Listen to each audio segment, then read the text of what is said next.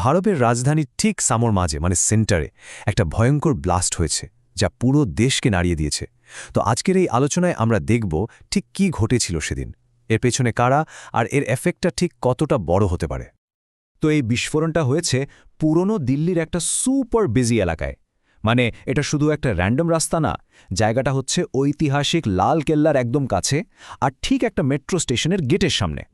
ভাবুন তো একবার, যেখানে সারাদিন ধরে হাজার হাজার লোক যাতায়াত করে। আচ্ছা, তাহলে চলুন প্রথমে আমরা একটু ডিটেলসে যাই।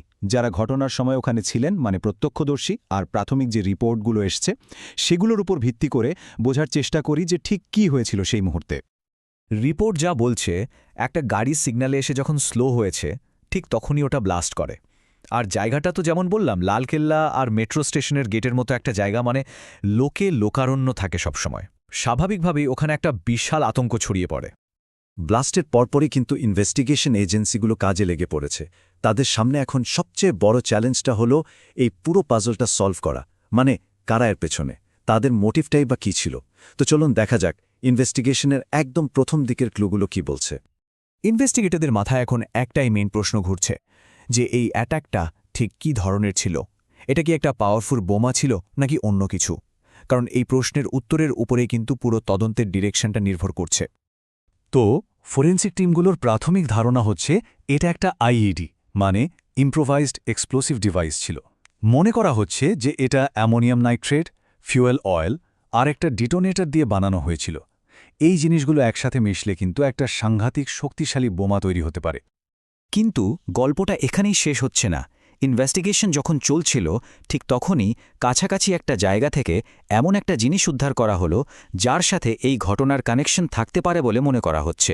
আর এই আবিষ্কারটা কিন্তু সবাইকে একেবারে চমকে দিয়েছে। দিল্লির কাছেই ফরিদাবাদে প্রায় 2900 কেজি এক্সপ্লোসিভ পাওয়া গেছে। ভাবা যায়, ইনভেস্টিগেটররা ভাবছেন এত বিপুল পরিমাণ বিস্ফোরকের সাথে দিল্লির এই ব্লাস্টের একটা বড়সড় লিঙ্ক থাকতে পারে, আর এই ডিসকভারিটা পুরো ঘটনাটাকে একটা অন্য লেভেলে নিয়ে গেছে। তো এখন ইনভেস্টিগেটররা মেইনলি দুটো থিওরি নিয়ে এগোচ্ছে। একটা হলো এটা একটা প্ল্যান্ড সুইসাইড অ্যাট্যাক ছিল, আর আরেকটা সম্ভাবনা হলো বোমাটা হয়তো অন্য কোনো বড় অ্যাট্যাকের জন্য নিয়ে যাওয়া হচ্ছিল, কিন্তু কোনো ভুলের কারণে বা হয়তো যে নিয়ে যাচ্ছিল তার নার্ভাসনেসের জন্য ওটা সময়ের আগেই ফেটে যায়। সো আসল প্রশ্নটা হলো, এটা কি ইন্টেনশনাল ছিল নাকি একটা অ্যাক্সিডেন্ট? এই ঘটনার পরেই কিন্তু ল এনফোর্সমেন্ট এজেন্সি আর সরকার খুব তাড়াতাড়ি অ্যাকশন নিয়েছে। চলুন দেখি অফিসিয়াল রিয়াকশনটা কী ছিল আর সিকিউরিটির জন্য কি কি ব্যবস্থা নেওয়া হয়েছে। এই কেসটার ইনভেস্টিগেশন চলছে ইউএপি এর আন্ডারে, মানে বেআইনি কার্যকলাপ প্রতিরোধ আইন। এটা কিন্তু একটা খুবই স্ট্রিক্ট অ্যান্টি টেরর আইন। এই আইনের বলে ইনভেস্টিগেশন এজেন্সিগুলো অনেক স্পেশাল পাওয়ার পায়, যেমন সন্দেহভাজন কাউকে অনেক দিন ধরে আটকে রেখে জেরা করা। ঘটনার পরপরই পুরো দিল্লিতে সিকিউরিটি একদম টাইট করে দেওয়া হয়েছে। মেট্রো স্টেশনগুলোতে অ্যালার্ট বাড়ানো হয়েছে, ইম্পর্ট্যান্ট গাড়িগুলো থামিয়ে খুব ভালো করে চেক করা হচ্ছে, আর শহরের বিভিন্ন জায়গায় নতুন করে চেকপোস্টও বসানো হয়েছে। আচ্ছা, এবার আসা যাক এই ঘটনার বড় ইম্প্যাক্ট আর এর পেছনের কনটেক্সট নিয়ে। মানে এই ব্লাস্টটা শুধু একটা আলাদা ঘটনা না, এর কিন্তু অনেক দূর পর্যন্ত প্রভাব পড়ার সম্ভাবনা আছে। এই ঘটনাটা কিন্তু বেশ সিগনিফিক্যান্ট। কারণটা হলো, দিল্লিতে বেশ অনেক দিন ধরেই বড়সড় কোনো টেররিস্ট অ্যাট্যাক হয়নি। তো অনেক দিন সব শান্ত থাকার পর রাজধানীর ঠিক সেন্টারে এরকম একটা ঘটনা মানুষের মনে আবার পুরনো ভয়টা ফিরিয়ে এনেছে। এই ঘটনার তিনটে মেন দিক আছে যেগুলো নিয়ে ভাবা দরকার।